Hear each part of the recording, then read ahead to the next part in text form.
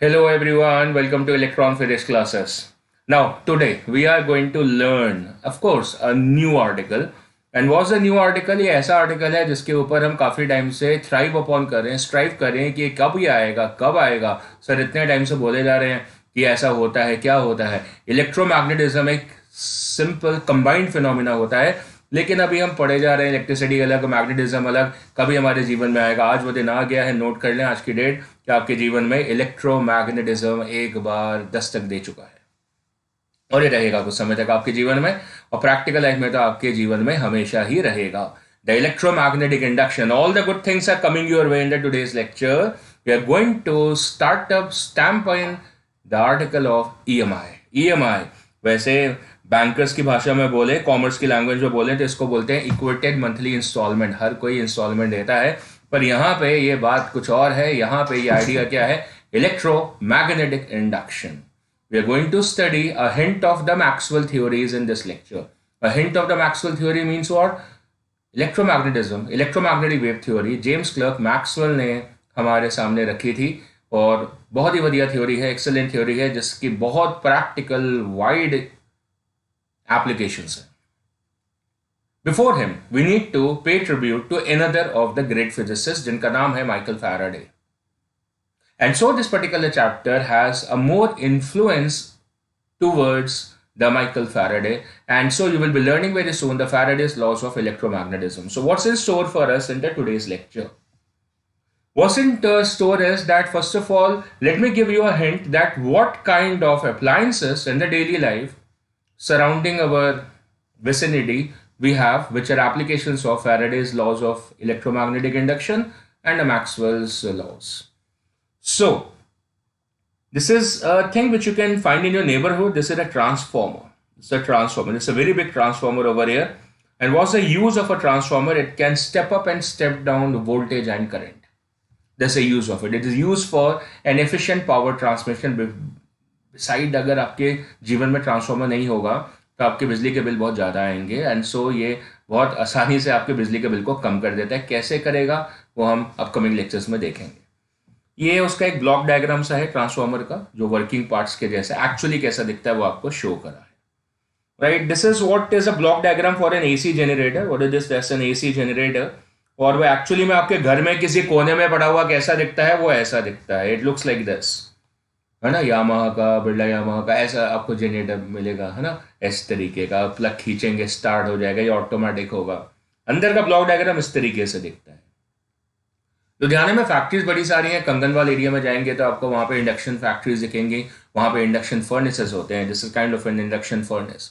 Cycle parts की बहुत बड़ी मार्केट है यहाँ पे. तो क्या होता है कि बहुत छोटे छोटे पार्ट्स होते हैं साइकिल के, जैसे नट बोल्ट भी हो गए, वो भी बनाने पड़ते हैं. उनको शेप देना पड़ता है, मोल्ड करना पड़ता है. क्या करना पड़ता है? पहले आयरन को, स्टील को मोल्टन स्टेट में लाना पड़ता है. उसके लिए आपको इंडक्शन फर्नेस की जरूरत होती है. So this is an induction furnace which is use for even melting hard steel and iron, and then we shape them up. Screws उसको बना ऐसे थ्रेडिंग कर पाते हैं मोल्टन स्टेट में लाने के बाद में. Right, this is an induction coil, and induction coil which is used for generating very high voltages. बहुत हाई वोल्टेज आप जनरेट कर सकते हैं, जो कि feasible नहीं है by using a Duracell battery. उससे बहुत ज़्यादा वोल्टेज नहीं डेवलप कर पाते हैं. Around tune of thousands of voltages, 50,000 volt of potential difference can be generated by the induction coils. And then we have this as a machine. ये क्या machine है? ये वो है जब हम थिएटर्स में जाते हैं, किसी मॉल्स में जाते हैं तो सामने रखी होती है. That's what? Oh, it's a metal detector over there. The principle of working of this is supposed to be based upon the same Faraday laws of EMI, Maxwell laws. And then this is what? Magnetic resonance imaging, that is MRI machines. That's one of the best scans we receive, है ना. अगर हमारी कोई issue है हमारी body के अंदर जो कि बाकी कोई टेस्ट से डिटेक्ट नहीं हो पा रहा है, so the most advance scanning is done by MRI. Of course is based upon the principles which we are soon going to discuss. And the induction motors, of course, and induction cooktops. Induction cooktops आपके घर में होते होंगे, मेरे घर में है, आपके घर में भी होंगे. It saves electricity. No, saves the electricity bill. End of course वो रेगुलर सप्लाई ऑफ गैस से हमें छुटकारा दिलाता है। हमारे कंट्रोल में टेम्परेचर्स होते हैं, एक फॉर्मेट होता है इलेक्ट्रॉनिक जिससे आप प्री सेट करके अपनी डिशेस को कुक कर सकते हैं। And then electromagnetic brakings, electromagnetic EM trains होती हैं, आपको पता होगा, आपने सफ़र करा होगा। मैं तो दिल्ली से फरीदाबाद बहुत शटल करता था, तो ईएमयू चलती थी, that was based upon the electric train बोलते थे। तब नहीं पता था कि इलेक्ट्रोमैग्नेटिक बिहेवियर होता है, आज पता है। जैसे frictionless braking systems and this, बिल्कुल जीरो फ्रिक्शन हो तो भी ब्रेकिंग हो सकती है, that's an electromagnetic braking. So all these good things and many more are coming your way, many more are coming your way. तो शुरुआत कहां से करें? तो शुरुआत की आर्टिकल आती है वेरिएशन ऑफ फ्लक्स से। किससे? वेरिएशन ऑफ फ्लक्स से। कौन सा वेरिएशन? मैग्नेटिक फ्लक्स का वेरिएशन। तो सबसे पहले आज के लेक्चर में हम क्या पढ़ने वाले हैं? That what is the magnetic flux. So what is magnetic flux? That is the amount of the lines which are crossing a particular cross section. जिस तरीके से आपने इलेक्ट्रिकल फ्लक्स पढ़ा है, बिल्कुल सेम तरीके से। सो मैग्नेटिक फील्ड लाइंस के बारे में हमें एक अक्रॉस द सरफेस पे फिनोमेना को टेस्ट इन करना है। तो पहले हल्का सा रिवीजन मैग्नेटिक फील्ड लाइंस का ले लेते हैं। मैग्नेटिक फील्ड लाइंस कहां से कहां जाती हैं? वैसे वो क्लोज लूप बनाती हैं, पर अगर हमें बार मैग्नेट के बारे में डिस्कशन करें तो फिर क्या होगा कि एक्सटर्नल में नॉर्थ से साउथ जाती हैं और इंटरनल ऑफ द मैग्नेट में साउथ से नॉर्थ जाती हैं, जैसे कि यहां पे बना हुआ है। सो एक्सटर्नल क्या दिखेगा आपको? नॉर्थ से साउथ दिखेगा, right? And each point they are tangent to the magnetic field vector. इसका मतलब मैग्नेटिक फील्ड लाइन के किसी भी पर्टिकुलर पॉइंट पे अगर आप टेंजेंट खींचेंगे तो आपको क्या मिलेगा? The direction of the magnetic field induction. और इसी वजह से हम इसको मैग्नेटिक फ्लक्स डेंसिटी भी बोलते हैं, बी वेक्टर को। जहां पे ज्यादा घनत्व होगा लाइन से, इसका मतलब वहां पे बी की वैल्यू क्या रहेगी? स्ट्रॉन्ग रहेगी। So B stronger in a region where we have higher density of the magnetic field lines. And of course, these lines never intersect. They never intersect each other. Otherwise, at a point of intersection, आप पे दो tangents बनेंगी और फिर आप confuse हो जाएंगे कि किस तरफ रिजल्टेंट मैग्नेटिक फील्ड है। And therefore we must not sketch intersecting lines. And then of course a magnetic compass is used for what purpose? ये बात हम पहले सीख चुके हैं। And point of correction previous lecture में डिस्कशन कर चुके हैं, ज्यादा लंबा नहीं खींचेंगे। Magnetic fields are not the lines of forces, नहीं है, इनको लाइन ऑफ फोर्स नहीं बोलते हैं। रीजन क्योंकि अगर आप एक चार्ज पार्टिकल वहां पे रखेंगे तो उसके ऊपर फोर्स नहीं लगेगी। दूसरा, वो चार्ज पार्टिकल उस डायरेक्शन में मूव इन नहीं कर रहा है, इस वजह से इनको लाइन ऑफ फोर्सेस नहीं बोलते हैं। इलेक्ट्रिकल फील्ड लाइंस को इलेक्ट्रिक लाइन ऑफ फोर्स बोलते हैं because a positive charge particle experiences the force and the direction of the electric field. ऐसा तथ्य, ऐसी स्टेटमेंट मैग्नेटिक फील्ड में नहीं होती है, hence it is not a line of force. In fact जो फोर्स होती है वो प्लेन ऑफ मैग्नेटिक फील्ड के और प्लेन ऑफ मोशन के परपेंडिकुलर होती है। You know the formula that F is suppose to be equal to Q into V cross B, जिसके तहत हमें पता है जो फोर्स का डायरेक्शन है वो प्लेन परपेंडिकुलर होता है, hence it is not a line of force any more. So what is magnetic flux? The magnetic flux is suppose to be the count of lines, exactly repeating, a count of lines which basically pass through a real or imaginary surface। हो सकता है कि वो surface of consideration real हो सकता है वो surface of consideration आपका imaginary, आपके दिमाग का फितूर हो। आप एक imaginary concept को complete करने के लिए शायद उसका सहारा ले रहे हो। whatever it is, though we have the lines crossing it। crossing मतलब perpendicular करे तो बहुत बढ़िया।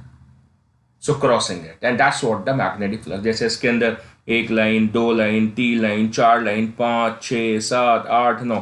सो the count of lines basically generate to us what? The magnetic flux, magnetic field lines के काउंट, राइट। सो फॉर्मूले पे आ जाते हैं, फॉर्मूले पे आ जाते हैं कि हम क्या करने वाले हैं। हम प्लेन्स को ओरिएंट करने वाले हैं कि प्लेन्स आपने, जो इमेजिनरी प्लेन्स है वो आपने किस प्रकार रखे हैं। सो कहीं ना कहीं हमें आइडिया आता है क्योंकि हमने इलेक्ट्रिक फ्लक्स को बहुत ही विस्तार से करा हुआ है। तो जैसे देखो, ये वाला जो पहला है इसके अंदर क्या करा हुआ है? मैग्नेटिक फील्ड लाइंस इधर है और आपने प्लेन को भी सेम तरीके से ओरिएंट करा हुआ है अलोंग द फील्ड लाइंस। इस along the field lines oriented है। तो क्या होगा? इसका जो एरिया वेक्टर आएगा वो तो परपेंडिकुलर आएगा। So the area vector is in this direction, N cap बोल देते हैं। सो मैग्नेटिक फील्ड और एन कैप के बीच में जो एंगल आ रहा है वो कितना आ रहा है? 90 आ रहा है। 90 आ रहा है और कॉस 90 जीरो होता है। इस वजह से हम मैथमेटिकली बोलेंगे कि फ्लक्स जीरो है। उसका आसान तरीका क्या है? ये बोलना कि जो फील्ड लाइंस है वो सरफेस के टैंजेंशियल पास कर गई, तो एक भी लाइन सरफेस को हिट नहीं कर पाई, उस प्रेशर जनरेट नहीं कर पाई, और इस वजह से फ्लक्स कितना आएगा, 0 आएगा। उस सरफेस पे एक भी लाइन हिट नहीं कर रही है, तो हमें वो देखना होता है कि कितनी लाइन्स उस सरफेस पे हिट करेंगी, क्रॉस करेंगी। वो तो हो ही नहीं रहा है, इस वजह से इसके अंदर फ्लक्स की वैल्यू कितनी आएगी, 0 आएगी। And then we decided to change the scenario. हमने कहा यार इतनी मेहनत करी पर फ्लक्स तो आया नहीं, तो हमने क्या करा, इसको ओरिएंट करा दोबारा से। मैग्नेटिक फील्ड लाइन को ओरिएंट नहीं करा, वो जैसे थी वैसे है। सो मैग्नेटिक फील्ड लाइन अभी भी इसी डायरेक्शन में, हमने क्या करा, जो सरफेस था उसको ओरिएंट कर दिया, उसको क्या कर दिया, इस तरीके से रख दिया। कैसे रख दिया, फील्ड लाइन के परपेंडिकुलर प्लेस कर दिया, फील्ड लाइन के परपेंडिकुलर प्लेस कर दिया। And now we have N cap over here, N cap. B भी उसी डायरेक्शन में, एन भी उसी डायरेक्शन में। अब थीटा की वैल्यू कितनी हो गई, 0 हो गई है। थीटा की वैल्यू कितनी, 0 हो गई है, और फ्लक्स क्या हो जाएगा, मैक्सिमाइज हो जाएगा। क्यों सर, क्योंकि cos 0 1 होता है। बिल्कुल सही, पर आपने अंडरस्टैंडिंग क्या करी सर, वो ज्यादा इंपॉर्टेंट थी और ज्यादा इजी थी। सर ऐसा हुआ सारी लाइंस हिट कर रही हैं, all the lines are hitting it, so count of lines क्या होगा, मैक्सिमम होगा। जितनी ज्यादा लाइंस हिट करेंगी उतना ज्यादा फ्लक्स होगा। तो पहले एक भी नहीं कर पा रही थी सर, क्योंकि सारी लाइन टेंजेंशियल जा रही थी, लेकिन अब इस ओरिएंटेशन में सारी लाइंस हिट कर रही हैं, और इस वजह से फ्लक्स जो है वो मैक्सिमाइज हो रहा है। So idea of the flux आपके दिमाग में मैंने बिठा दिया है दोबारा से। तो अब हम इसकी चर्चा करेंगे। और देखो, कई बार हम एग्जैक्ट काउंट ऑफ लाइंस लेते नहीं है, है ना। अब ये है कि गिनती करने बैठ रहे हैं, इतनी इतनी इतनी यार, ये तो बड़ा मुश्किल कार्यक्रम है, तो फिर हम फॉर्मुलेशन पे चले जाते हैं। So what's the flux formula, the flux formula is equal to magnetic flux, of course नीचे 5b लिख देता हूं, that's integral of b dot ds, that's suppose to be the flux formula, b dot ds, and over a close surface, है ना, over a close surface usually, पर हम तो flux निकालना चाहते हैं ना, तो हमने ये गोल नहीं बनाया इसके ऊपर। So that's not over a close surface, that is over an imaginary surface और अ रियल सरफेस। कैसे लिखे उसको further, we can write this term as equal to b into ds into cos theta, और अगर आप इसको integrate कर लेते हैं सो ds को s लिख सकते हैं। So the flux can also be written as equal to b into s into cos theta, but I will like to keep it in this particular format. मुझे नहीं पता कि b यूनिफॉर्म है, मुझे नहीं पता कि एरिया यूनिफॉर्म है, ऐसा तो नहीं कि एरिया श्रिंक कर रहा हो, बढ़ रहा हो, या मुझे नहीं पता कि एंगल कांस्टेंट है, मतलब ऐसा हो सकता है कि कोई कॉइल है और वो मैग्नेटिक फील्ड में किसी ओरिएंटेशन पर रोटेट कर रही हो, ताकि मैग्नेटिक फील्ड और उस एंगल के बीच, वो उस एन कैप के बीच में कोई एंगल हो जो चेंज हो रहा हो बार बार, तो थीटा बदल सकता है, theta can keep on changing. So I am not pretty sure that are these all the terms constant. हाँ, हो सकता है बी यूनिफॉर्म हो, एरिया की डायमेंशन फिक्स हो, और जिस पोजीशन में उस कॉइल को रखा हुआ है, प्लेट को, एरिया को रखा हुआ है, वो फिक्स ओरिएंटेशन है, तो फिर हम सिंपली लिख सकते हैं bs cos थीटा। पर ये चैप्टर या आर्टिकल इसके ऊपर नहीं होगा, क्योंकि article basically variation of flux पे जाएगा, और कोई ना कोई एक टर्म काफी क्वेश्चंस में वेरिएबल होगी, या तो बी वेरिएबल होगा, या तो एरिया वेरिएबल होगा, या तो एंगल वेरिएबल होगा। ये आर्टिकल हमें फाइनली वहीं लेके जाएगा, राइट, वेरिएशन ऑफ फ्लक्स पे। पर फिलहाल हम वेरिएशन ऑफ फ्लक्स नहीं देख रहे हैं, फिलहाल हम फ्लक्स देख रहे हैं। So right now at this moment just concentrate on a flux idea. Now it's pretty clear from this expression now कि जो फ्लक्स है वो ओरिएंटेशन पर डिपेंड करता है ना, मैक्सिमम मिनिमम। अगर बी यूनिफॉर्म कर दी, एस यूनिफॉर्म कर दी, अब सारा दामोदार कॉस थीटा पे आ जाता है। तो उसको चेक करने का तरीका क्या है कि जो फॉर्मूला है उसको दोबारा चेक करें, that's B into B cap, इसका मतलब बी क्या हो गया, मैग्नीट्यूड, और बी कैप क्या हो गया, direction, and dot ds N cap, area vector का डायरेक्शन एन कैप। इसका मतलब ये मामला ऐसा हो जाता है that it is equal to B into ds, ये तो हो गया magnitude, and into B cap dot N cap, ये बन जाता है। और थीटा जो एंगल है वो किसके बीच में होता है वो मेंशन कर लेते हैं। So the theta is suppose to be the angle between the B cap and N cap, just like the electrical flux. पता है आपको, क्योंकि आप गॉस लॉ, इलेक्ट्रिकल फ्लक्स बहुत अच्छे से कर चुके हो। तो एंगल किसके बीच में, बी कैप और एन कैप के बीच में एंगल है, और फिर आप यूजुअल फॉर्मूला लगा सकते हैं bs cos थीटा। तो वो तो फॉर्मूला तो बेसिक सेम ही है, पर आपको ये समझा दिया है कि एंगल किसके बीच में है, B cap and N cap के बीच में। तो वो ध्यान से देखें, जीवन आपका सफल हो जाएगा। कोई भी सरफेस है उसके ऊपर आप एक इमेजिनरी सा छोटा सा एरिया ले सकते हैं, जैसे इसके अंदर लिया हुआ है लाइक दिस, इस तरीके से, और इसका एन कैप चेक कर लें तो कहीं इधर आ रहा है, दिस इज एन कैप, और फिर देख लें वहां पे जो टेंजेंट है मैग्नेटिक फील्ड की वो कहाँ जा रही है, मान लो इसमें इधर जा रही है। So then you can check on this angle between them, और वो एंगल कितना हो जाएगा, थीटा हो जाएगा, राइट। जिस रीजन में आपने देखना है, मतलब ये रीजन है, मुझे सारी जगह नहीं देखना है, मेरा जो पॉइंट ऑफ इंटरेस्ट है वो सिर्फ ये रीजन है, डीएस वाला रीजन है, तो मैंने बस उसी के ऊपर अपना दिमाग लगाना है। अगर मुझे क्वेश्चन बोलेगा पूरे सरफेस में निकालो तो फिर मैं इंटीग्रेट कर लूंगा। So it can be calculated over a small region on a non uniform surface, या फिर पूरा का पूरा जैसे इसके अंदर सर्कुलर के बना, सर्कुलर पार्ट के बना। अब मैंने करना क्या होता है वो मैं आपको विस्तार से समझाता हूं 3 केसेस में। यहाँ पे बहुत इजी से केसेस हैं। ये मेरा डीएस है, क्या ये डीएस है, जैसे डीएस स्मॉल एरिया, करेक्ट। इसका एन कैप मैंने बनाया, तो इसका एन कैप जो है वो ये बन गया, that's an cap area vector. वो तो पता है हमें एरिया वेक्टर कैसे बनाते हैं, है ना। और एरिया वेक्टर बनाता कौन है, जो ऑब्जर्वर होता है। तो ये ऑब्जर्वर है, उसने ये एरिया वेक्टर क्रिएट कर दिया, बन गया इधर। और एक मैग्नेटिक फील्ड लाइन आई कहीं से, कोई सोर्स होगा जहां से आ रही होगी, वो जो मैग्नेटिक फील्ड लाइन है वो इस डायरेक्शन में आ रही है, like this, on this region, this is the direction of the magnetic field line. Scenario 2 में ये फिर से मेरा सेम रीजन है डीएस, पर इस बार जो मैग्नेटिक फील्ड लाइन है उसने अपने रंग बदल लिए हैं, और जो मैग्नेटिक फील्ड लाइन है अब वो इस रीजन में इस तरीके से आ रही है। और उससे मेरा एरिया वेक्टर तो नहीं बदलेगा ना, मेरा एरिया वेक्टर तो कहां पर है, that is plane perpendicular over है। और मेरा ऑब्जर्वर कहां पर है, मेरा ऑब्जर्वर भी यहां पर है, this is my observer. Observer ही एन कैप बनाता है, हाँ कि ना, बिल्कुल बनाता है सर। और तीसरा scenario, the scenario number 3 and the final scenario is that area of interest तो सेम है, this is my area of the interest, और एन कैप भी नहीं बदलेगी, एन कैप तो सेम रहेगी, क्योंकि मेरा ऑब्जर्वर जो है वो अभी भी यहीं पर है, करेक्ट है जी। पर जो मैग्नेटिक फील्ड लाइन है उसने अपना कैरेक्टर बदल दिया, भाई सोर्स हिल गया होगा मैग्नेटिक फील्ड लाइन का, तो उस वजह से इस रीजन में मैग्नेटिक फील्ड लाइन यहां आ रही है। सो भाई क्या हो रहा है, इस बार मैंने एरिया ओरिएंटेशन सेम रखी है, पर मैग्नेटिक फील्ड ओरिएंटेशन बदल दी। बात तो गल्ला एक ही है, ये तो रिलेटिव ओरिएंटेशन है ना आपस में, एन कैप और बी कैप में। किसमें, एन कैप और बी कैप में। तो पहले सिनेरियो में जो थीटा की वैल्यू है वो कितनी आ रही है, 0 आ रही है, और इस बंदे को क्या दिख रहा है, आउटवर्ड फ्लक्स दिख रहा है। आउटवर्ड फ्लक्स मतलब उसकी तरफ आ रहा है, the flux is directed towards him, so it's an outward flux. Theta कितना है, 0 है। So what's the value for the flux over here, पहला दैट इज मैक्सिमम, क्योंकि थीटा 0 है, तो that is B into D S, small flux हो गया D phi, so B into D S into cos 0। और दूसरा ये पॉजिटिव फ्लक्स आ रहा है, इसका मतलब ये समझ में आ रहा है कि जो आउटवर्ड फ्लक्स होता है वो क्या रहता है, पॉजिटिव रहता है। It's a positive flux if the magnetic field lines are coming outside the surface. And then what happens in the second scenario over there, क्या हो रहा है इसमें sir angle is 90 between B cap and nine cap, theta 90 हो गया है।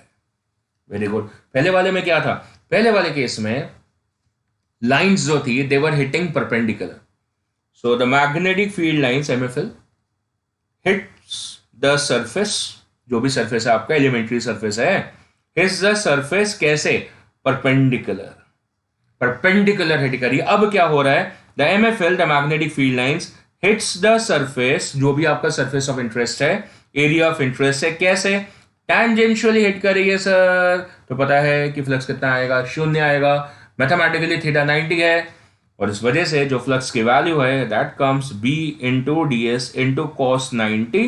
Small flux था, पर अफसोस के बाद 0 है, क्योंकि आपने ओरिएंटेशन सही नहीं रखी है, आपस की रिलेटिव ओरिएंटेशन सही नहीं है। And then comes the third, so lines are perpendicular, the flux is getting maximized, lines are tangential, the flux is getting 0. Now in this scenario ये b cap है और n cap के बीच में angle कितना है, थीटा है। so what's the value for the flux, वो बहुत सोखा है sir, that's equal to b into ds into cos theta। Formula sir हमको पहले से आता है, मैंने कहा फिर अंडरस्टैंडिंग भी बोनस में ले लो। अंडरस्टैंडिंग क्या बोनस में ले लें सर, देखो इस b को आप रिजॉल्व कर लो, आंसर आ चुका है माय डियर, आंसर आ चुका है। और ये लाइन भी आउटवर्ड ही जा रही है, आउटवर्ड ही जा रही है इस ऑब्जर्वर के हिसाब से, तो उसके लिए आउटवर्ड फ्लक्स है और ये पॉजिटिव ही आएगा।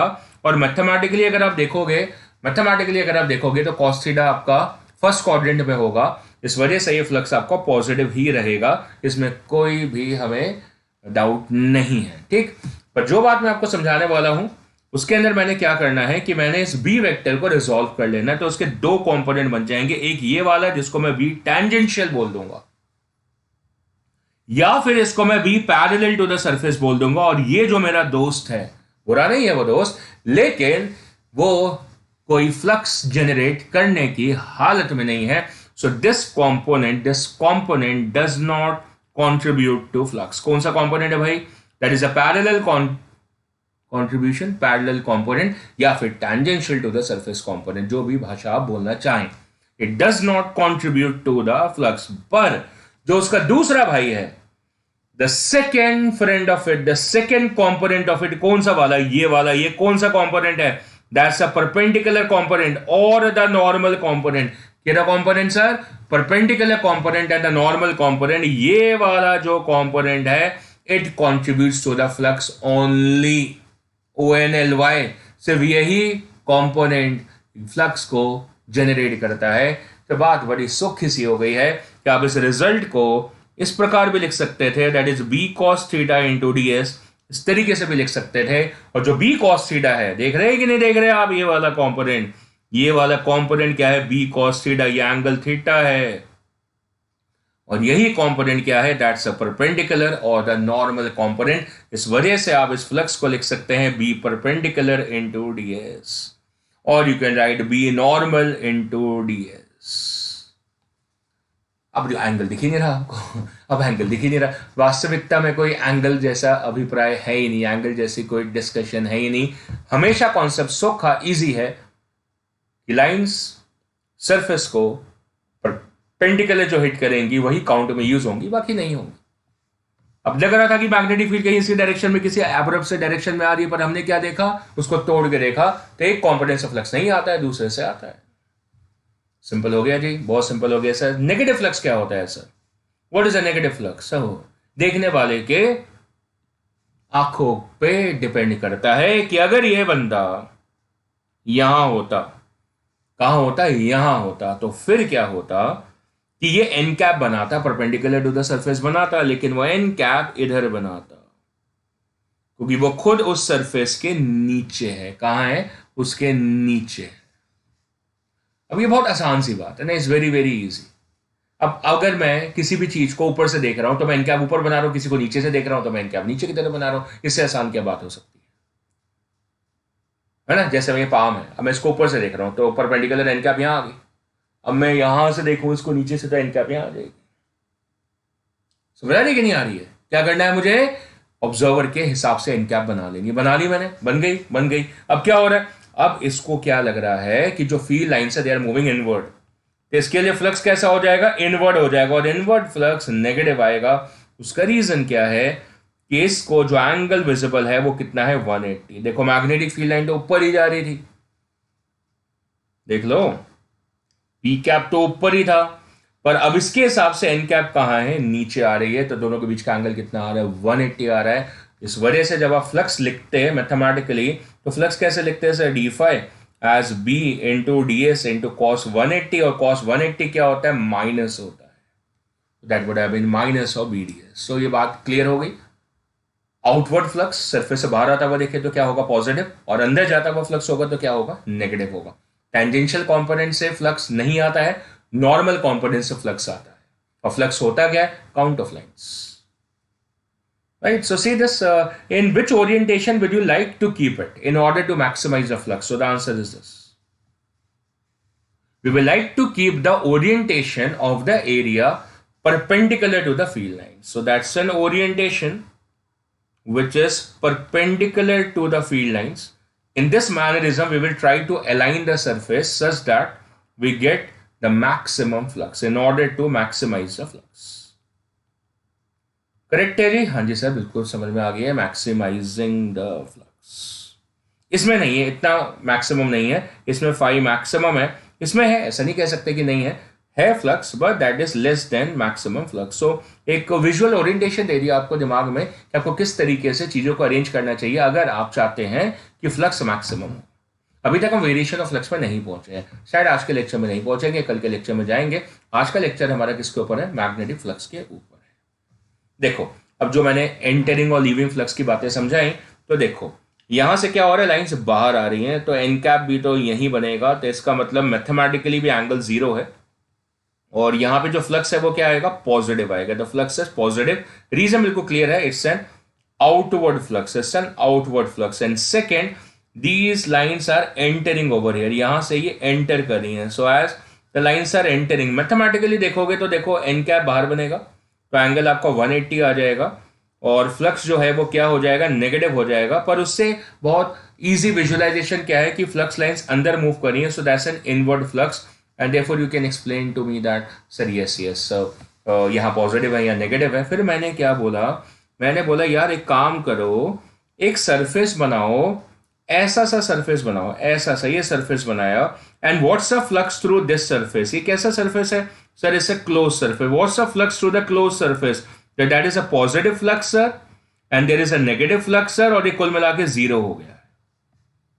भैया आपको कैसे पता चला?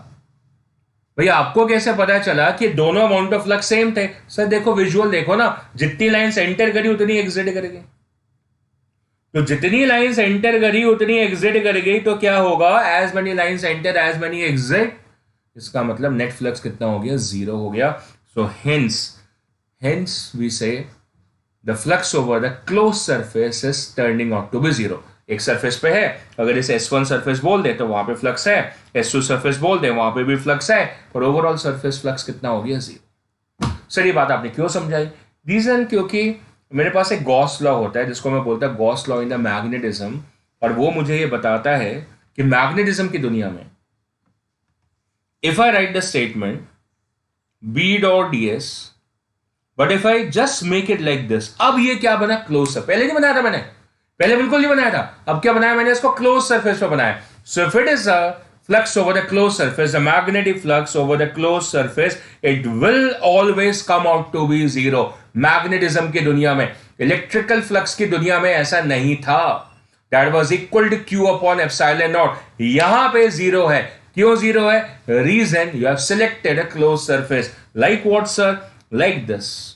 Like this, if you consider this as a closed surface here, this as a closed surface here, over here, then what is happening? What is happening? There are lines which are coming from the north, there are lines which are entering into the south।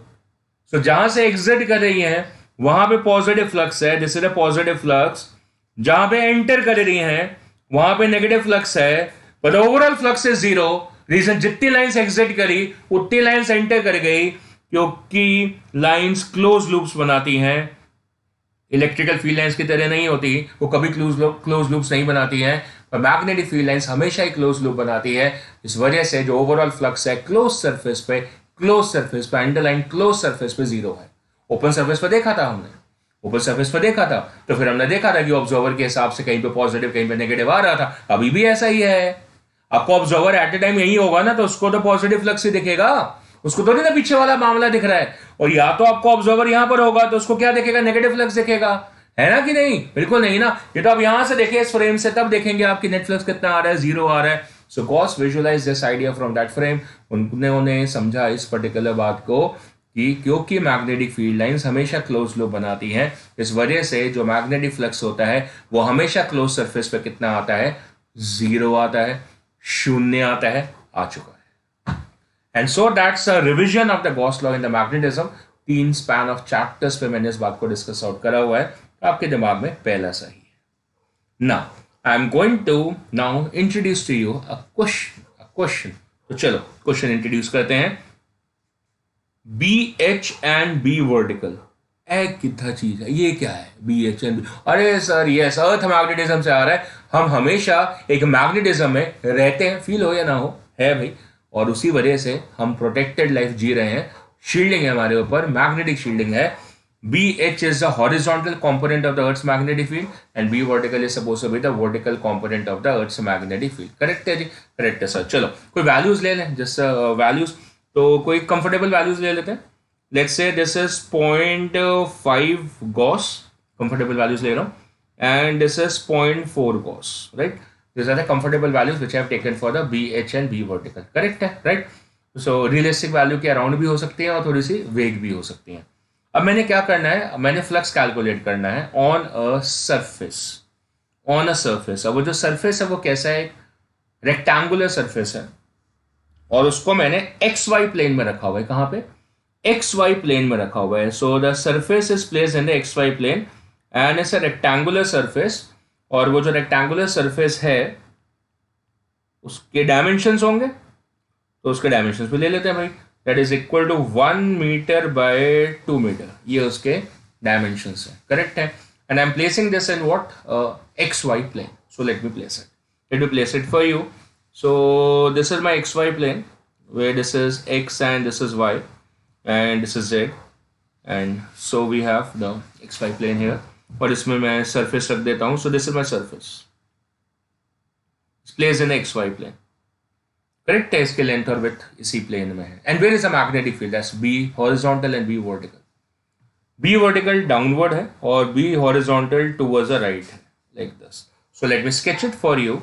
That we have the B horizontal field over here and the B vertical is down like this. That's a B vertical field and this is a horizontal field over here. In this location इस latitude पे होगी ऐसी. अब मुझे इसमें flux निकालना है. कौन लगाएगा? एक तो BH लगाएगा, B भी लगाएगा. अच्छा, तो दो तरीके से आपको आर्टिकल समझाता हूँ. पहले फ्लक्स लिख लेता हूँ. दैट इज इक्वल टू इस सरफेस के क्रॉस निकालना. So that should be B dot DS. पर B दो हैं. एक तो BH आई कैप पे और B vertical minus of J cap पे. ठीक है. And dot the area. अब इसका एरिया देख लो. एरिया इसका कितना? L इंटू B होगा. S लिख देता हूं मैं S.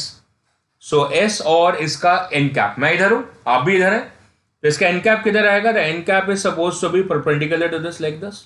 और ये कहां पर आ रहा है? Z पर आ रहा है. So that's N cap. That's basically nothing but the K cap over here. So N cap in this scenario is the K cap. Correct है. पॉजिटिव K कैप है. Very good sir. बहुत बढ़िया diagram sir दिख रहा है. Very good. So that is S into K cap. Excellent. चलो अब क्या करते हैं, थोड़ी वेक्टर्स की दुनिया में चलते हैं. So that is BH into S into I cap dot K cap, पहली वाली टर्म. और दूसरी that is plus B vertical into S and minus of J dot K. But sir I dot K zero होता है, J dot K zero होता है. Dot product of the perpendicular vector is zero. So therefore the flux is coming as zero. पहली term भी zero, दूसरी term भी zero. The net flux is zero. अब मैं बेवकूफ, मैंने बोला इतना लंबा चौड़ा समय लगाया है तो एक बार में दिख गया. मेरे स्टूडेंट ने पहले ही बता दिया था. क्या बता दिया? क्या बताया आपने मेरे को? सर देखो, दोनों लाइंस जो है BH एंड B वर्टिकल, दोनों के दोनों सरफेस के टेंजेंशियल हैं. They are tangential sir. ये देखो B वर्टिकल सर ऐसे आ रही है, वो सरफेस को हिट ही नहीं कर सकती है B वर्टिकल वाली लाइंस. यस, ये तो मेरे को अब समझ में आया. अच्छा सर देखो, जो दूसरी लाइंस है B हॉरिजॉन्टल, वो भी सरफेस के टेंजेंशियल है. तो कैसे हिट करेंगे सर? दोनों ही लाइंस नहीं हिट कर पा रही हैं और इस वजह से जो फ्लक्स अक्रॉस दिस है वो कितना आ रहा है? जीरो आ रहा है. जीरो आ रहा है. ठीक है सर. Very good. चलो अब अगला क्वेश्चन सर इस नजरिए से देखेंगे. ओके. तो सेकेंड पार्ट जो आ रहा है, that is the area is suppose to be kept in the YZ plane. बाकी सबको सेम है पर YZ प्लेन में रख दिया गया है. प्लेन का जो प्लेन का नाम है, प्लेन का ओरिएंटेशन है, बदल दिया गया है. और अब ये हमारा जो प्लेन है वो कौन सा है? YZ प्लेन है. इस प्लेन में आपने रखना है. तो चलो किस बात की देरी है, रख लेते हैं. So that's the area kept in the YZ plane. Diagram बड़े बढ़िया बने हुए हैं. Very good. ओके. तो ये हमने रख दिया कहाँ पे? YZ प्लेन में रख दिया है. पर उससे आपने मैग्नेटिक फील्ड थोड़ी बदल दी है. वो तो जहां लगेगी सो लगेगी. Yes sir. सो देखो सर, वर्टिकल फील्ड जो है वो तो यहाँ नीचे है, वो कुछ नहीं बिगाड़ पाएगी इसका, क्योंकि वो अभी भी इसके क्या लगेगी सर? देखो टेंजेंशियली लगेगी वर्टिकल फील्ड जो आ रही है. तो वर्टिकल फील्ड से कोई आपको फ्लक्स नहीं मिलेगा. हाँ सर, हॉरिजॉन्टल फील्ड से फ्लक्स मिलेगा, क्योंकि हॉरिजॉन्टल फील्ड जो है ना सर, वो देखो वो ऐसे आ रही है. That's like this sir. ये इसको क्रॉस ओवर करके आ रही है और आउटवर्ड आ रही है. कैसे दिख रहा है? आउटवर्ड फ्लक्स दिख रहा है. किसकी वजह से?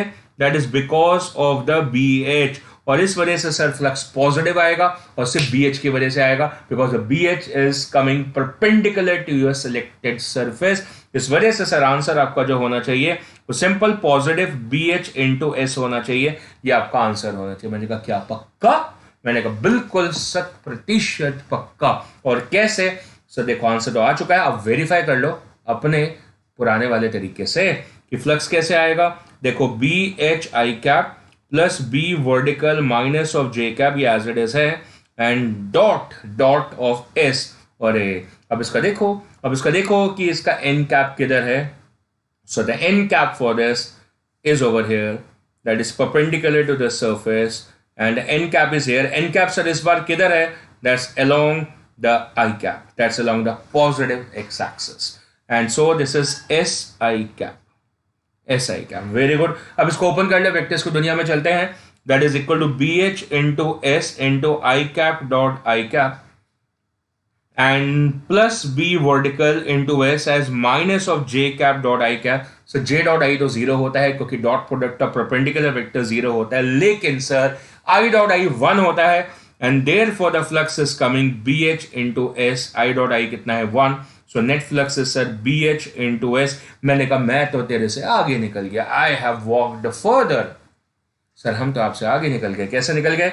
रीजन सर देखो, ये आंसर जो आपने इतनी जद्दोजहद के बाद निकाला वो हमने पहले ही बता दिया था सर। देखो लॉजिक से, शेयर लॉजिक से बता दिया था सर, आउटवर्ड फ्लक्स है पॉजिटिव होगा, और जो लाइंस परपेंडिकुलर हिट करेंगी उन्हीं की वजह से फ्लक्स कंट्रीब्यूट होगा, और जो टैंजेंशियल होंगी उनकी वजह से नहीं होगा। सर अब इसका उपयोग करके अगले वाले का आंसर सर झटके से दे देना सर, ज्यादा समय मत लगाना। So the case number 3 is in which the same area has been placed in a different orientation, और वो अब कहाँ रखा हुआ है? जो बचा हुआ प्लेन है सर XZ प्लेन में रखा हुआ है, XZ प्लेन में। So you can please pause and please generate the answer. Pause it and generate the answer. Yes, we are back again and we have seen, या क्या answer बोला आपने? Yes, शायद ये आंसर सही है, शायद ये आंसर सही है। एक बार पूरा चेक कर लेते हैं। देखो क्या है, मैं डायग्राम तो बनाऊंगा ही ना, डायग्राम तो मैं बनाऊंगा सुंदर वाला। देखो यहाँ पे क्या होगा, अब मैंने एरिया कहाँ रख दिया सर? XZ प्लेन में रख दिया है। ये X है, ये Z है, तो इसका एन कैप कहाँ पर है सर? एन कैप देखो, क्योंकि भैया ऊपर ही होंगे ना, जमीन खोद के नीचे तो गए नहीं होंगे, तो ये हमारा क्या है? एन कैप है सर। देखो दिस इज एन कैप, और एन कैप तो देख लिया हमने। मैग्नेटिक फील्ड लाइन देखो सर किधर है सर? एक तो आ रही है BH, ये है BH। ये कुछ नहीं कर पाएगी सर, इसलिए नहीं कर पाएगी, रीजन क्योंकि ये सरफेस के टैंजेंशियल आ रही है, कुछ नहीं कर पाएगी। लेकिन सर एक और फील्ड है जो कि कौन सी है सर? वर्टिकल है, और वो कहां जा रही है सर? वो डाउनवर्ड जा रही है ऐसे। That's a B vertical sir, इसकी वजह से फ्लक्स आएगा because it is hitting the surface perpendicular, so this is definitely going to contribute to the flux. लेकिन सर ये negative flux आएगा, this is going to be the negative flux. Why it is negative flux? Reason because it is an inward flux. ये क्या है? Inward flux है। पहले क्या था? आउटवर्ड फ्लक्स है, वो क्या था? पॉजिटिव फ्लक्स है, पर अब क्या है? नेगेटिव है, क्योंकि lines are moving inward to the surface, अंदर को जा रही है। And so the answer sir should be equal to minus और B vertical into S should be my answer. Negative इसलिए क्योंकि इनवर्ड है, और सिर्फ वर्टिकल कंपोनेंट इस वजह से क्योंकि वो ही सरफेस को परपेंडिकुलर हिट कर रही है।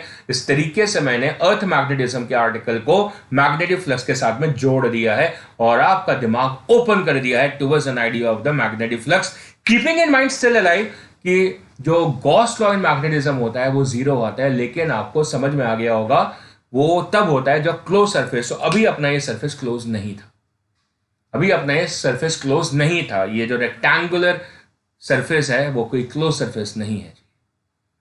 And so we can mention our answer and complete this with values complete. Sir ये दूसरी तरीके से करके नहीं दिखाओगे?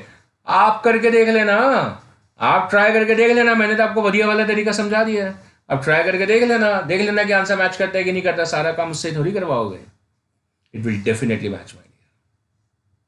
जैसे वैल्यू की बात आती है, सो द BH वैल्यू हमने 0.5 ली थी, एंड इनटू द एरिया हमारा 1 मीटर बाय 2 मीटर था, so 1 meter by 2 meter, so that is gauss and into the meter, right.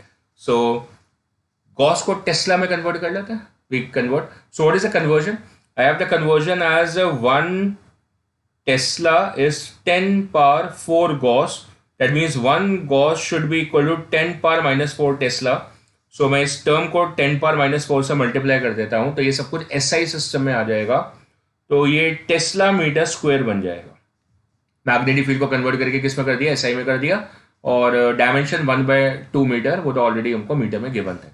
And so मेरा आंसर डेरिवेट हो जाता है। यहाँ से आंसर कितना हो गया, 0.5 × 2 कितना होता है, 1, तो that is 10⁻⁴ tesla meter square is my answer, and I can write this answer at 10⁻⁴ weber. क्या लिख सकता हूं, weber. So WB is supposed to be the SI unit of flux. Mention कर दें. So SI unit for the magnetic flux is supposed to be defined as a Weber. And how do I write this? Capital W and small v. That's how we write the Weber. As per the SI writing rules, कि दोनों letter capital नहीं हो सकते हैं, पहला capital होगा दूसरा small में लिखना पड़ता है। ये आपके SI के लिखने के रूल्स हैं। ओके, सो ये तो हो गया अगर मुझे रिजल्ट किस में निकालना होता, इन द SI। अगर मुझे सीरीज में निकालना होता तो so then I have a conversion, my friends, and the conversion is supposed to be, what is the conversion? 1 Weber is equal to 10⁸ Maxwell, capital M, small x. That's Maxwell. So what is a Maxwell? That is a CGS unit of flux. Is a CGS unit of the magnetic flux, that's defined as a Maxwell, of course paying the tribute to the James Clerk Maxwell, right? And supposedly इस तरीके से given होता है, मान लो कि आपका जो same magnetic field होती वो आपकी 0.5 कॉस गिवन होती है कि नहीं है, और आपका जो एरिया है वो 1 सेंटीमीटर बाय 2 सेंटीमीटर होता है, फॉर एग्जाम्पल जैसे एन एग्जाम्पल, ओके। और फिर आप फ्लक्स निकालते हैं और उसका फॉर्मूला BS, ओरिएंटेशन ऐसी होती है कि आपका θ0 आ जाता है। सो बी की वैल्यू कितनी होती है, 0.5 गॉस, मतलब इंटू 10⁻⁴, एंड बाकी 1 × 10⁻² एंड 2 × 10⁻², ये आ जाता, ठीक है ना, क्योंकि आपका एरिया भी किसमें है, सेंटीमीटर स्क्वायर में आ रहा है, तो मैंने इसको कन्वर्ट कर दिया। अब ये वैल्यू कितनी होगी, 2 × 0.5 1 होगी, सो 1 × 10⁻8 आ जाता है। 1 × 10⁻8 क्या, वेबर आ जाता है, क्योंकि ये SI यूनिट है। And then you can convert, and then you can convert that from here the value for the 1 Maxwell is equal to 10⁻⁸ Weber, and therefore this value will be equal to 1 Maxwell. This is how you are going to use the unit. अब जैसे दूसरा वाला numerical था उसके अंदर minus, तो B vertical into S है, सो that is minus B vertical कितना गिवन है, 0.4 कॉस गिवन था, तो 0.4 × 10⁻⁴ टेस्ला हो गया, और एरिया कितना था, 1 × 2 meter square, so that gives me as a minus of 0.8 × 10⁻⁴ Weber, and that's my answer to the question, right? So as per the values का ऑर्डर के हिसाब से आप यूनिट को सिलेक्ट करके लिख देंगे कि वेबर लिखना है या मैक्सवेल लिखना है। बहुत छोटी है तो मैक्सवेल पे चले जाएंगे, थोड़ी 10⁻⁴, 10⁻3, 10⁻2 इसके आसपास है तो आप फिर आंसर को वेबर्स में लिखना पसंद करेंगे। चलो आगे बढ़ते हैं, and we bring in a solenoid over here. Magnetic field देखो जो यूज हो रही है, that can come from the various sources, और वहीं से क्वेश्चन अपनी बेसिक्स को जनरेट करता है ना। मैग्नेटिक फील्ड जो है वो सोलेनॉइड से आ सकती है, the magnetic field can come from the current carrying wire और from couple of current carrying sheets, है ना। बहुत सारे तरीकों से मैग्नेटिक फील्ड को जनरेट करा जा सकता है, तो उसके बेसिस पे क्वेश्चन डेवलप होते हैं। सो let me figure out a question for you, and question over here is, diagram तो आपके सामने है, क्वेश्चन पूरा मैं आपके सामने कम शब्दों में प्रस्तुत करता हूं। That there is a solenoid coil of 1000 turns over a length of 20 centimeter, right? And further has a current of 1 ampere. Easy values ले रहा हूं मैं क्योंकि मैं बेसिकली आपको बातों को थोड़ा कॉन्सेप्चुअल नोट पे भी समझाना चाहता हूँ और सिर्फ कैलकुलेशन में उलझाना नहीं चाहता हूँ। So therefore I am taking up the easy values to make your concentration to be alive on the positive negative aspect और correct angle आप select कर पाए, उसके ऊपर मैं concentration चाहता हूँ। ओके, तो ये तो हो गया सोलेनॉइड कॉइल का डिस्क्रिप्शन, ये चाहिए होता है वो सारा दे दिया गया है, ठीक है। And it's an air solenoid, basically air solenoid है, राइट। एंड सो आगे बढ़ते हैं, और आगे बढ़ने में क्या है कि हमें अब एक कॉइल गिवन है। So a coil, let me figure out, a coil of radius 1 centimetre, कितना बोला मैंने ऑफ द रेडियस 1 सेंटीमीटर, सिर्फ 1 centimetre is placed in a plane perpendicular to axis of the solenoid. देखा लैंग्वेज कैसे बना रहा हूं मैं धीरे धीरे। पहले से क्वेश्चन लिखा हुआ होता था, शायद अपने लैंग्वेज को प्रॉपर्ली रीड नहीं कर पाते, तो मैं क्या कर रहा हूं, मैं लैंग्वेज बना रहा हूं, आपको फील करवा रहा हूं लैंग्वेज को। So there is a coil of radius 1 centimetre place in the plane perpendicular to the axis of solenoid. तो एक्सिस ऑफ सोलेनॉइड देखो ये है, this is the axis of solenoid, ये एक्सिस है सोलेनॉइड का, ठीक है। और ये क्या हो गया, दिस इज अ प्लेन, कहां रखा हुआ है plane, is perpendicular to the axis, very good, it's a plane perpendicular to the axis, done sir.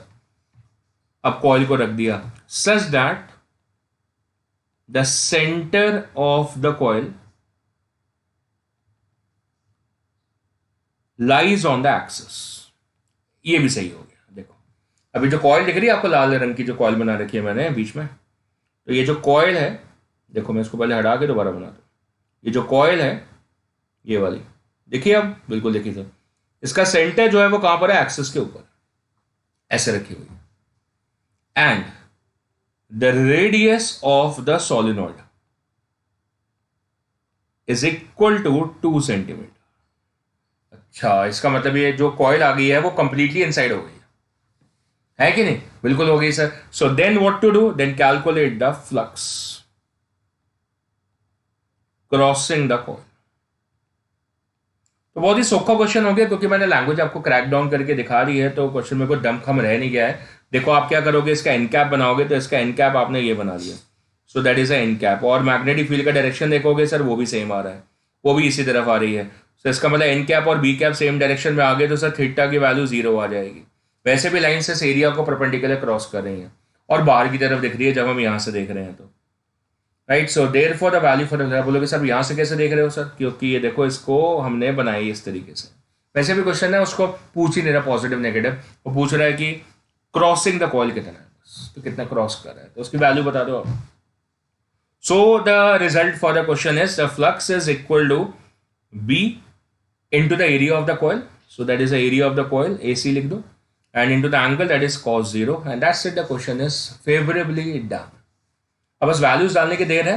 Magnetic field किससे आ रही है, सोलेनॉइड से आ रही है, कितनी होती है, mu naught into small and into I, और एरिया किसका है, कॉइल का है, cos 0 1 होता है। फ्लक्स मैक्सिमाइज हो रखा है यहाँ पे, बहुत बढ़िया ओरिएंटेशन सिलेक्ट करी हुई है। अब वैल्यूज को प्लेस कर लो, म्यू नॉट होता है sir 4 pi into 10 power -7, that's the value for the mu naught sir. And then small N value क्या होती है, capital N by L, capital N given है 1000 एंड एल गिवन है 20 centimetre, so that's 20 into 10 power -2, cool. आगे area of the coil, so that is into pi into R square, radius given है 1 centimetre, so 1 into 10 power -2 metres, उसका square, pi r square, that's it. Let's evaluate this. So 10 power value check करें पहले, 4 pi square upon 2, ये value अलग कर लिया हमने, बाकी पावर चेक कर लो। So that is 10 power -7 and 10 power -4, 10 power -11, यहाँ से 100 और यहाँ से 10 पावर -2, सो +4 आ गया। पावर चेक करके देख लो, दोबारा चेक कर लो, मैं गलती ना हुई हो। तो 10 पर -4 एंड 10 पर -7, 10 पर -11 हो गया, नीचे से 10 पर -2 ऊपर जाके 10 स्क्वायर हो गया, और 100 पहले से है, एक 0 कैंसल्ड ऊपर नीचे, सो 10 पर +4 सही लिखा है। तो ये हो गया आपका 2 पाई स्क्वायर, पाई स्क्वायर को रफली 10 कर लेते हैं, रफली, सो दैट बिकम 2 इंटू 10 पर -11 +4 कितना होगा, 10 पर -7 और एक 10 यहाँ से, सो 10 पर -6 आ गया। फिर वो कैलकुलेशन देख लेना, वैसे तो मैंने सही करा है, 2 इंटू 10 पर -6 वेबर आ गया आंसर। आप इसको 2 माइक्रो वेबर भी लिख सकते हो, 2 इंटू 10 पर -6, या फिर आप ऐसा कर सकते हो, दैट इज 200 इंटू 10 पर -8 वेबर, और 10 पर -8 क्या हो जाएगा, मैक्सवेल हो जाएगा, so can also right this eight 200 Maxwell. You can write the answer in this particular format. Right sir, done है। तो अब इसका सेकेंड पार्ट करते हैं, आप उसको डिफरेंट क्वेश्चन भी मान सकते हैं, same language of the question, same language of the question, the only difference is now that the radius of the coil is equal to 4 centimeter. That's the only difference. बाकी question जो language में है exactly same.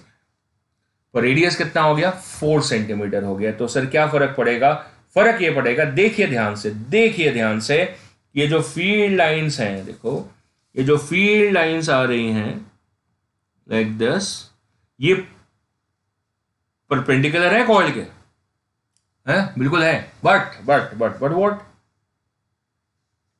सारा area of the coil पे hit नहीं कर रही है, सारा area of the coil use नहीं हो पा रहा है, सिर्फ इतना एरिया यूज हो पा रहा है, सिर्फ इतना वाला एरिया यूज हो पा रहा है जो मैंने अभी लाल रंग से बनाया है।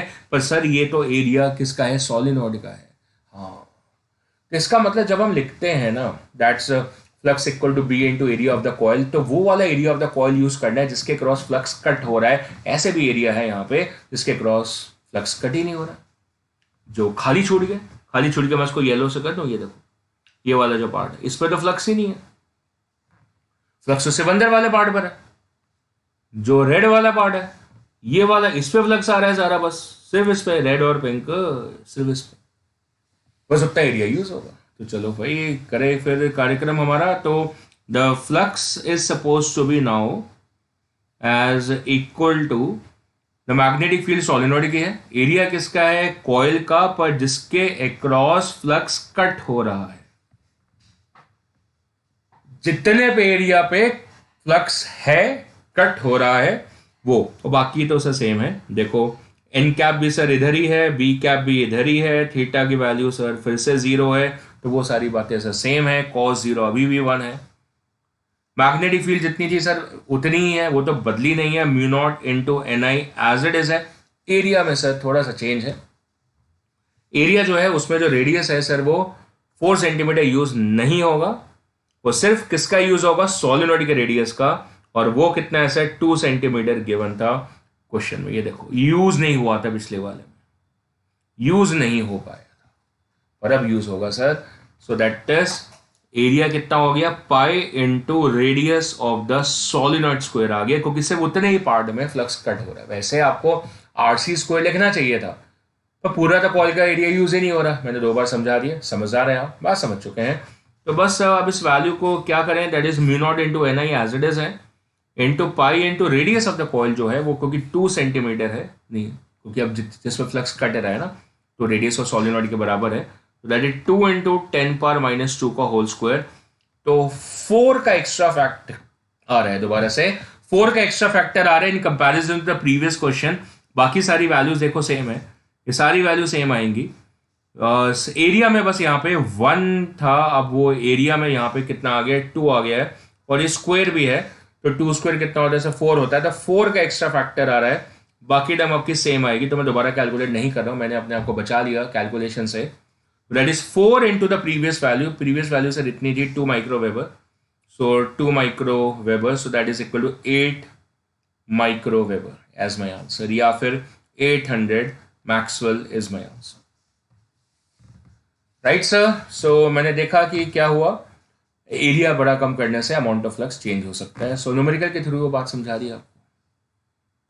कम से नेक्स्ट वन, अब मैंने क्या करा हुआ है कि जो ओरिएंटेशन है कॉइल का उसको फिर से बदल दिया है, सोलिनॉइड का नहीं, सोलिनॉइड एज इट इज है, कॉइल जो है वो ऐसे रखी हुई है, ऐसे लाइक दिस। सो इस ओरिएंटेशन में क्या हो रहा है, जो प्लेन है, the plane of the coil lies along the axis, ये क्वेश्चन की लैंग्वेज है, it lies along the axis। तो भाई ऐसा है, फिर खाली हाथ जाएंगे हम, खाली हाथ जाएंगे क्यों, खाली हाथ भाई इसलिए जाएंगे क्योंकि एन कैप तो जी इधर आएगा और एन कैप इधर आएगा और मैग्नेटिक फील्ड रह गई इधर, इसका मतलब मैग्नेटिक फील्ड लाइंस क्या पास कर रही है, उसके उस कॉइल के टैंजेंशियल पास कर रही है, टैंजेंशियल जा रही है, इस वजह से फ्लक्स का कॉन्ट्रीब्यूशन आएगा ही नहीं।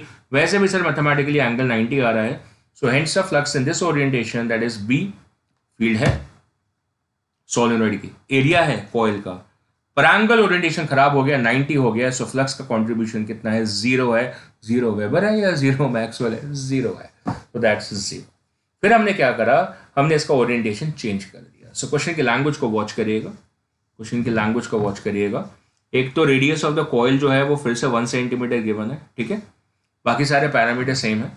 रेडियस ऑफ द सोलिनॉइड कितना है, 2 सेंटीमीटर है, बाकी सब कुछ सेम है, मतलब एन की वैल्यू 1000 है जो पहले थी, लेंथ की वैल्यू 20 सेंटीमीटर है जो पहले थी। करा क्या है उसके ऊपर ध्यान लगाइएगा। ये जो पहला वाला पार्ट है सी पार्ट, और अब जो मैं कर रहा हूं that is a D part. Now in this radius of the coil 1 centimetre है, मतलब सोलिनॉइड से छोटी कॉइल है। Now in this part the plane of the coil is rotated through 60 degrees, 30 degrees करना, 30 डिग्री, सो थ्रू 30 डिग्री से rotate कर दिया। Correct है, रोटेट कर दिया। चलो जो पहले बोला था वो यूज कर लेते हैं, 60 डिग्री से रोटेट कर दिया मान लो, है ना, उससे कोई फर्क नहीं पड़ता है, वो तो आ ही जाएगा आंसर।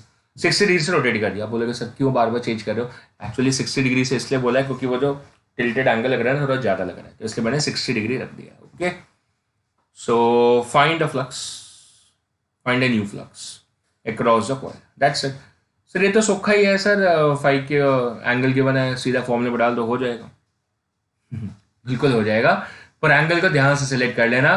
कुछ बच्चे भी मुस्कुराए होंगे, उनको समझ में आ गई होगी कि सर क्या करने की कोशिश कर रहे हैं, सर कंफ्यूज करने की कोशिश कर रहे हैं। मैं नहीं कंफ्यूज करना चाहता हूँ, एक्चुअली क्वेश्चन कंफ्यूज करता है और हम बारीक सी गलती कर जाते हैं। फॉर्मूला पता होता है, सब कुछ पता होता है, प्रैक्टिस करी होती है, बारीक सी गलती कर जाते हैं। मैं नहीं चाहता कि आपसे गलती हो, इसलिए मैंने कॉन्सेंट्रेशन आपका डाला इस एंगल पे बार बार 30 और 60 पे। समझ आई?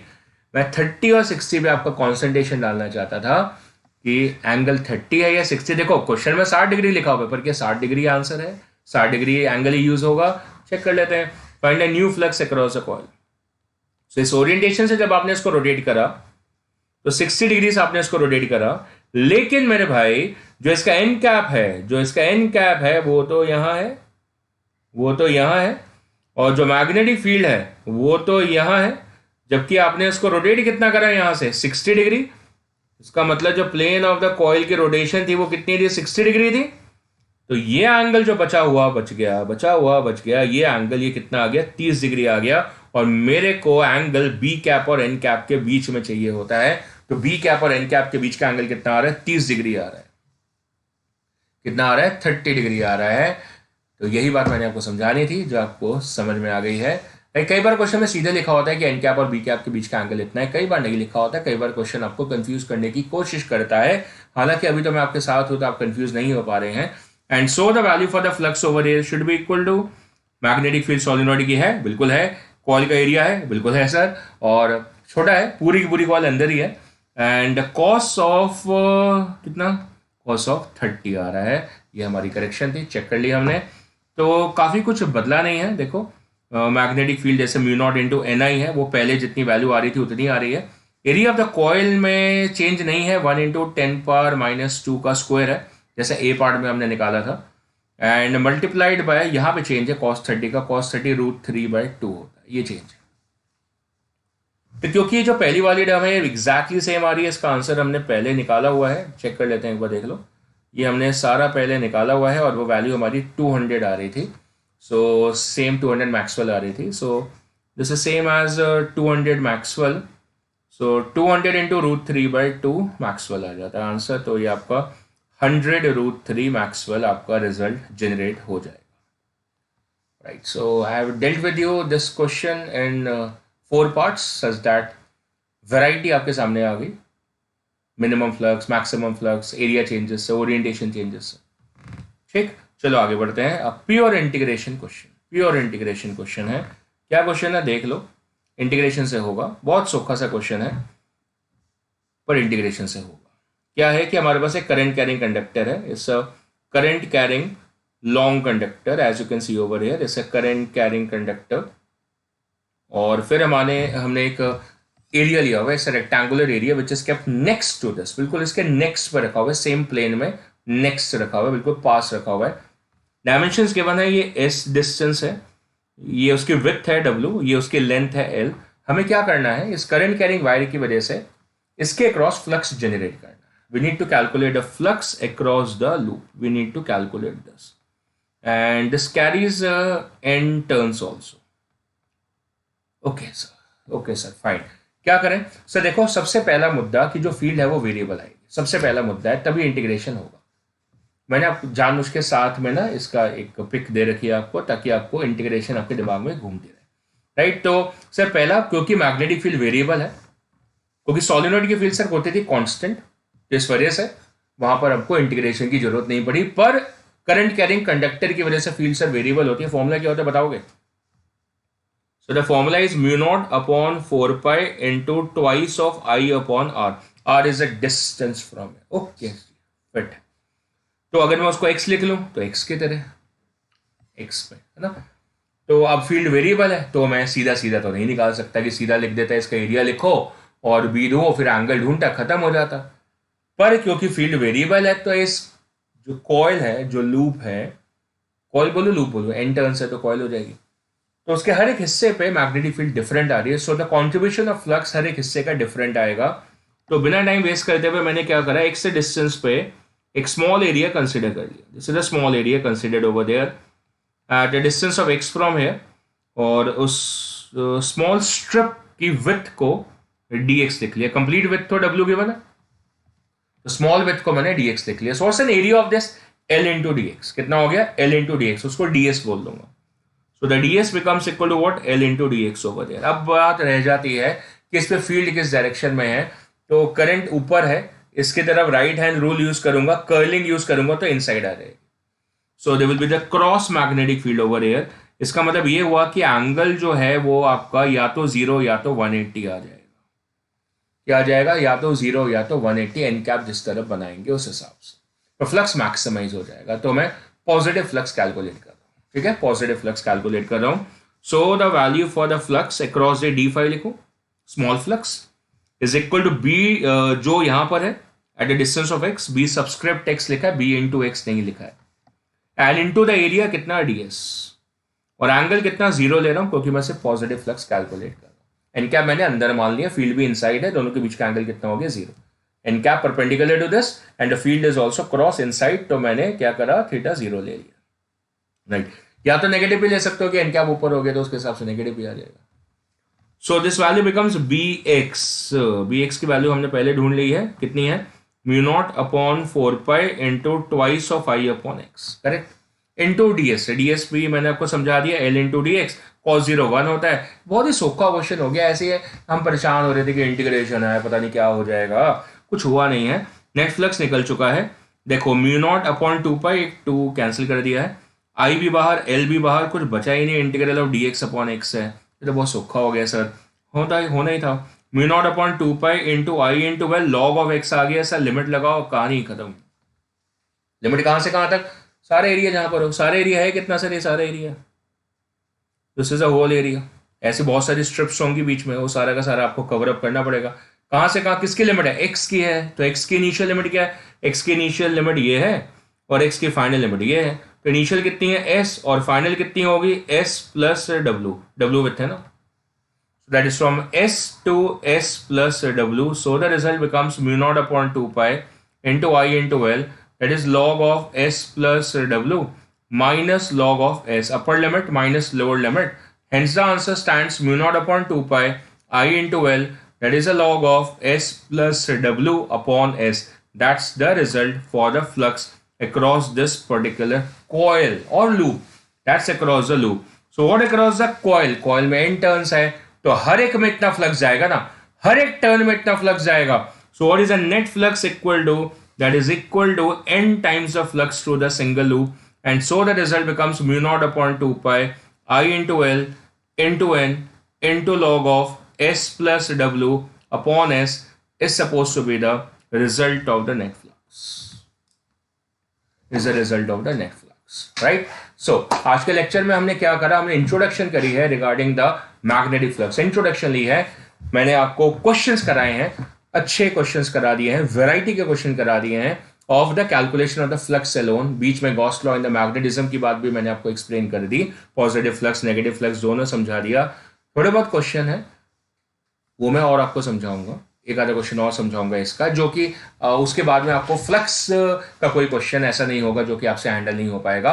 And then I will walk you through the article of the Faraday laws of electromagnetic induction, beautiful laws हैं, और उस आर्टिकल में हम वेरिएशन ऑफ फ्लक्स सीखेंगे। आज हमने क्या सीखा है अबाउट द फ्लक्स, कल के लेक्चर में हम क्या सीखेंगे, the variation of the flux. बहुत एक्साइटिंग, बहुत बढ़िया लेक्चर होने वाला है नेक्स्ट वाला। सो प्लीज ये लेक्चर ध्यान से आप इसके क्वेश्चंस कर लेना, और नेक्स्ट वाला lecture as I am promise बहुत बढ़िया होने वाला है। बहुत बढ़िया बढ़िया चीजें आएंगी उसके अंदर, लॉज आएंगे, फैराडे लॉज आएंगे, और एक और लॉ आएगा, वो कल ही बताऊंगा मैं, कल के लेक्चर में बताऊंगा। आज के लिए I am signing off for today. Have a nice